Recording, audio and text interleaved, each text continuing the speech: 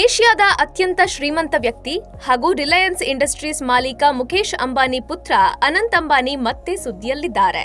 Ananth Ambani 140 kilometre ಕಾಲ್ನಡಿಗೆಯಲ್ಲಿ ದ್ವಾರಕಾಧೀಶ ದೇವಸ್ಥಾನಕ್ಕೆ ನಡೆದುಕೊಂಡು ಹೋಗ್ತಾ ಇದ್ದು, ಇದರ ಕೆಲ ವಿಡಿಯೋಗಳು ಸೋಷಿಯಲ್ ಮೀಡಿಯಾದಲ್ಲಿ ಸದ್ದು ಮಾಡ್ತಿವೆ.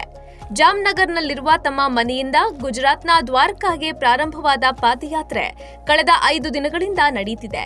ಭಾರೀ ಭದ್ರತೆಯೊಂದಿಗೆ ಈ ಪಾದಯಾತ್ರೆ ನಡೆಯುತ್ತಿರೋದು ಕಂಡುಬಂದಿದೆ. ಅಷ್ಟೇ ಅಲ್ಲದೆ ಸಂಚಾರ ದಟ್ಟಣೆ ಮತ್ತು ಸಾರ್ವಜನಿಕರಿಗೆ ಅನಾನುಕೂಲ ಉಂಟಾಗಬಾರದೆಂದು ರಾತ್ರಿ ಹೊತ್ತು ಪಾದಯಾತ್ರೆ ಮಾಡ್ತಿದ್ದಾರೆ. ಇನ್ನು ಅನಂತ್ ಅಂಬಾನಿ ಪ್ರತಿದಿನ 20 ಕಿಲೋಮೀಟರ್ ನಡೆಯುತ್ತಿದ್ದಾರೆಂದು ಹೇಳಲಾಗ್ತಿದೆ. ಇನ್ನು ಇಷ್ಟು ಶ್ರೀಮಂತ ವ್ಯಕ್ತಿ ಪಾದಯಾತ್ರೆ ಮಾಡ್ತಿರೋ ವಿಚಾರ ಎಲ್ಲರನ್ನ ಆಶ್ಚರ್ಯಚಕಿತರನ್ನಾಗಿಸಿದೆ.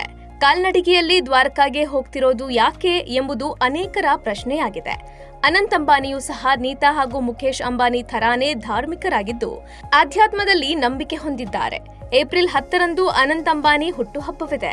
ಹೀಗಾಗಿ 140 ಕಿಲೋಮೀಟರ್ ನಡೆದು ದ್ವಾರಕಾ ತಲುಪಿ ದೇವಸ್ಥಾನದಲ್ಲಿ ಪೂಜೆ ಸಲ್ಲಿಸಿ ತಮ್ಮ ಬರ್ತ್ಡೇ ಸೆಲೆಬ್ರೇಟ್ ಮಾಡಿಕೊಳ್ಳಲಿದ್ದಾರೆಂದು ಹೇಳಲಾಗ್ತಿದೆ. ಇನ್ನು 12 ದಿನಗಳಲ್ಲಿ ಪಾದಯಾತ್ರೆ ಪೂರ್ಣಗೊಳ್ಳಲಿದೆ. ಸದ್ಯ ಅನಂತ್ ಅಂಬಾನಿ ಪಾದಯಾತ್ರೆಯ ವಿಡಿಯೋಗಳು ಸೋಷಿಯಲ್ ಮೀಡಿಯಾದಲ್ಲಿ ವೈರಲ್ ಆಗ್ತಿದ್ದು, richest person down to earth ಅಂತ ನೆಟ್ಟಿಗರು ಕಮೆಂಟ್ ಮಾಡ್ತಿದ್ದಾರೆ. ಲೇಟೆಸ್ಟ್ ಹಾಗೂ ಇಂಟ್ರೆಸ್ಟಿಂಗ್ ಸುದ್ದಿಗಳಿಗಾಗಿ ಬಾಸ್ ಟಿವಿ ಕನ್ನಡ ಚಾನೆಲ್ನ ಸಬ್ಸ್ಕ್ರೈಬ್ ಮಾಡಿ. ಹಾಗೆಯೇ ಬೆಲ್ ಐಕಾನ್ ಪ್ರೆಸ್ ಮಾಡಿ. ಇದರ ಜೊತೆಗೆ ಫೇಸ್ಬುಕ್, ಇನ್ಸ್ಟಾಗ್ರಾಮ್, ಎಕ್ಸ್ನಲ್ಲೂ ಮಿಸ್ ಮಾಡದೆ ಫಾಲೋ ಮಾಡಿ.